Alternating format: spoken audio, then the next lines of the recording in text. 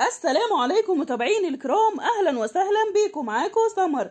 النهارده الفيديو بتاعنا هيكون مفاجأة، والكلام اللي هقوله يمكن تكونوا لأول مرة هتسمعوه. خدوا المفاجأة بقى، ان كلمة طز دي ما طلعتش كلمة وحشة ولا حتى عيب. طب امال طلعت ايه؟ هقول لكم. كلمة طز يعني ملح. والله زي ما بقول لكم كده، الطز هو الملح. وكمان طز دي كلمة اصلها تركي، وكان زمان أيام العثمانيين الملح أو الطز كان السلعة الوحيدة اللي معفية من الجمارك. فكان البحارة اللي بيعدوا بالسفن معاهم تبغ وبن وتوابل، أول لما يشوفوا مفتش الجمارك جاي عليهم يقولوا كلهم في نفس واحد طز، وده علشان تتفتح ليهم الأبواب ويعدوا من غير ما يدفعوا أي رسوم ولا جمارك ولا أي حاجة.